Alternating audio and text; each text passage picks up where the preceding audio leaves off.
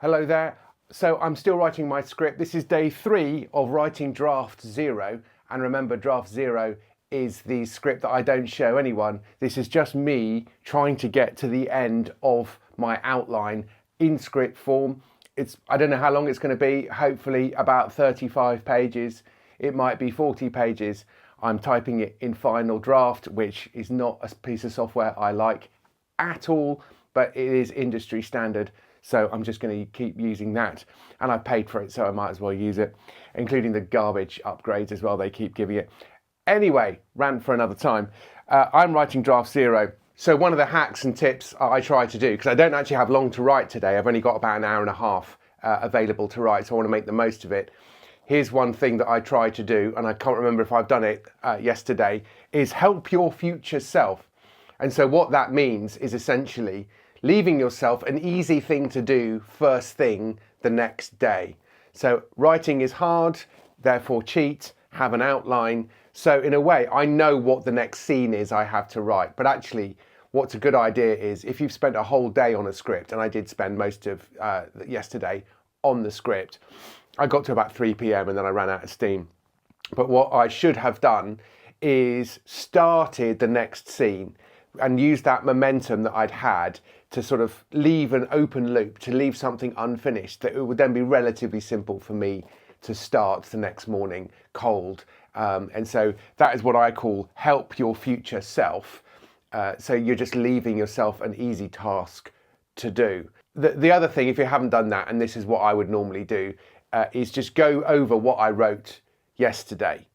I don't really want to go back to the very beginning now. So yesterday I went over the first 10 pages, and actually I turned the 10 pages into 12 pages because I wrote some extra jokes and extra stuff.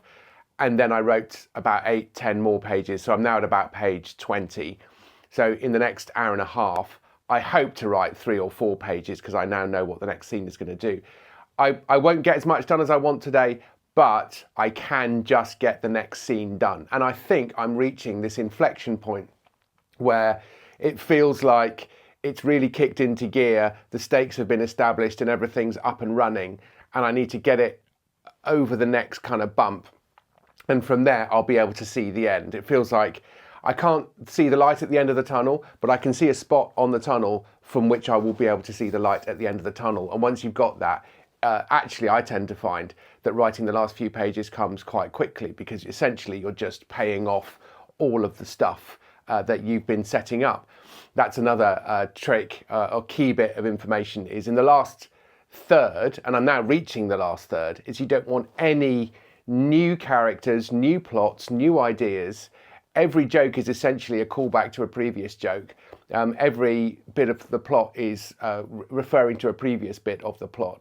And so you really are setting everything up. So although I'm not a big fan of the 3-act structure, even within sitcoms particularly, because I always say a sitcom is a permanent second act. What you want to do is have those kinds of bits where you set up everything, you establish the quest in Act 1, they muddle in the middle, they have fun and games in the middle, and then it's all landing in Act 3. And so this whole script is moving towards a court case where there is going to be an important decision made. And it's not so much they're waiting for the outcome of a trial, because that is out of their hands. The characters can't make a judge or a jury find someone guilty or not. But what they can do is someone has to testify as an expert witness, and they basically can't do it without crying and doing a bad job. And so what I've established is if this person can testify, then the defense will collapse and they'll have to change their plea to guilty. So I've set that up in the beginning. So all she needs to do is work out a way of being resilient. And I've also got a side bet with another character who says, I've never met an expert witness that I couldn't get ready for court. And another character has just said, oh, right, okay, well, I'm going to hold you to that. So all of these little rivalries are going. So hopefully it shouldn't be too hard just to do 90 minutes this morning when I sit down over there and write my script and help my future self. So I'll probably go over the last 5 or 10 pages very briefly, and then that will hopefully launch me in, because I don't think I've done the one thing that I suggest you do, which is help your future self by starting the next scene just starting the dialogue, starting the conversation, setting it up. So, or even what you could do is finish 10 minutes earlier than you would do otherwise. I should have finished at 2:45, not 3 o'clock, and left myself the last bit of the last scene to finish, which would have then given me a ramp into the scene afterwards, possibly. But the actual business of writing the script, it's the real engine room of the writing work, but you need to continually trick yourself, convince yourself, play games with yourself to get you to the end. And that is my first objective, which I hope to get to maybe by the end of tomorrow, is a final draft 0, draft 0, and then I can do other things with it to get it up to a draft 1, which I'll then be able to share with other people.